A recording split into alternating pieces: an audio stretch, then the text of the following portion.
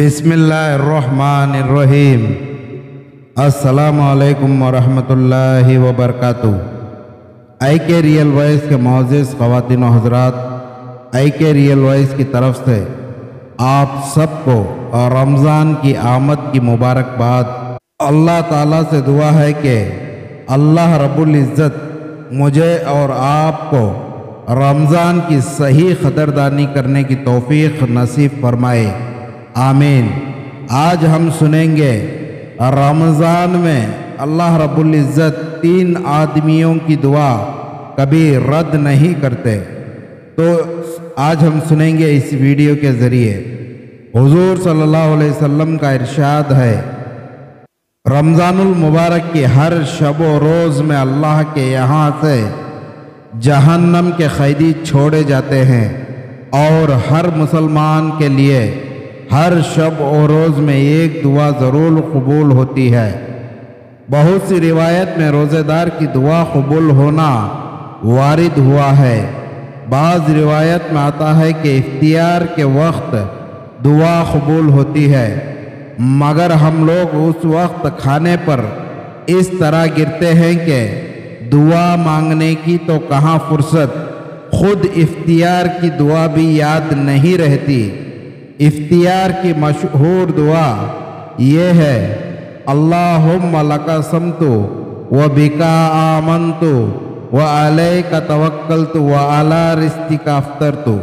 ترجمہ، اے اللہ تیرے ہی لیے روزہ رکھا اور تجھی پر ایمان لایا ہوں، اور تجھی پر بھروسہ ہے، تیرے ہی رزق سے افطار کرتا ہوں۔ حدیث کی کتابوں میں یہ دعا مختصر ملتی ہے۔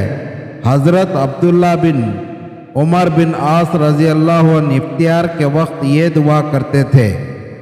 ترجمہ، اے اللہ تیری اس رحمت کے صدقے جو ہر چیز کو شامل ہے، یہ مانگتا ہوں کہ تو میری مغفرت فرما دے۔ بعض کتب میں خود حضور صلی اللہ علیہ وسلم سے یہ دعا منقول ہے، اے واسعی عطا والے میری مغفرت فرما۔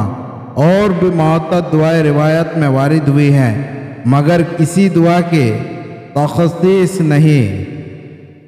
حضور صلی اللہ علیہ وسلم کا ارشاد ہے کہ 3 آدمیوں کی دعا رد نہیں ہوتی، ایک روزہ دار کی افطار کے وقت، دوسرے عادل بادشاہ کی دعا، تیسرے مظلوم کی جس کی حق تلاشا نہ ہو بادلوں سے اوپر اٹھا لیتے ہیں، اور آسمان کے دروازے اس کے لیے کھول دیے جاتے ہیں، اور ارشاد ہوتا ہے کہ میں تیری ضرور مدد کروں گا۔ درہ منصور میں حضرت عائشہ رضی اللہ عنہما سے نقل کیا ہے کہ جب رمضان آتا تھا تو نبی کریم صلی اللہ علیہ وسلم کا رنگ بدل جاتا تھا، اور نماز میں اضافہ ہو جاتا تھا، اور دعا میں بہت عاجزی فرماتے تھے، اور خوف غالب ہو جاتا تھا۔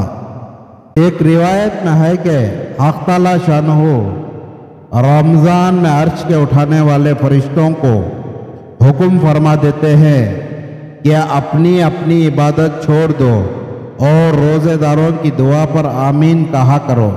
بہت سی روایات میں ہے کہ اپنی اپنی عبادت چھوڑو اور روزے داروں کی دعا پر آمین کہا کرو۔ بہت سی روایات سے رمضان کی دعا کا خصوصیت سے قبول ہونا معلوم ہوتا ہے۔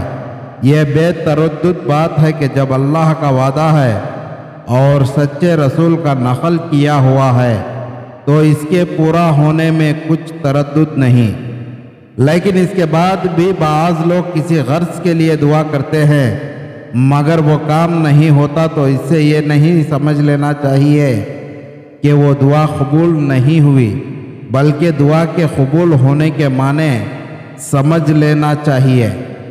حضرت عمر رضی اللہ عنہ حضور صلی اللہ علیہ وسلم سے نقل کرتے ہیں کہ رمضان المبارک میں اللہ کو یاد کرنے والا شخص بخشایا ہے، اور اللہ سے مانگنے والا نامراد نہیں رہتا۔ حضرت ابن مسعود رضی اللہ عنہ کی ایک روایت سے ترغیب میں نقل کیا ہے کہ رمضان کی ہر رات میں ایک منادی پکارتا ہے کہ اے خیر کے تلاش کرنے والوں، متوجہ ہو اور آگے بڑھ، اور اے برائی کے طلبگار بس کر اور آنکھیں کھول۔ اس کے بعد وہ فرشتہ کہتا ہے، کوئی مغفرت کا چاہنے والا ہے کہ اس کی مغفرت کی جائے، کوئی توبہ کرنے والا ہے کہ اس کی توبہ قبول کی جائے، کوئی دعا کرنے والا ہے کہ اس کی دعا قبول کی جائے، کوئی مانگنے والا ہے کہ اس کا سوال پورا کیا جائے۔ اس سب کے بعد یہ امر بھی نہایت ضروری اور قابل لحاظ ہے کہ دعا کے قبول ہونے کے لیے کچھ شرائط بھی وارد ہوئی ہے۔ ان کے فوت ہونے سے بس اوقات دعا رد کر دی جاتی ہے۔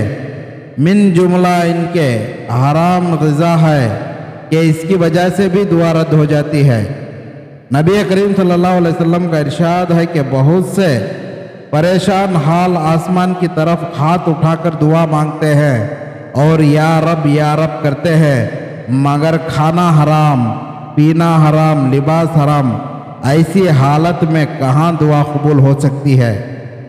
تو محترم خواتین و حضرات، ہمیں چاہیے کہ رمضان میں حرام سے بچے اور حلال سے ہمارا روزہ اختیار کرے، اور اللہ رب العزت سے دعا ہے کہ اللہ رب العزت ہمیں بلکہ تمام امت مسلمہ کو رمضان کی پوری قدردانی کرنے کی توفیق نصیب فرمائے، آمین۔ آپ ہمارے ویڈیو کو لائک کریں اور دوسروں تک شیئر کریں، اور آپ ہمارے چینل پر نئے ہیں تو ہمارے چینل کو ضرور سبسکرائب کریں اور بیل آئیکن دبانا نہ بھولیں، تاکہ جب بھی نئی ویڈیو اپلوڈ ہو تو سب سے پہلے آپ سن سکتے ہیں۔ ملتے ہیں اگلی ویڈیو میں، تب تک کے لیے خدا حافظ۔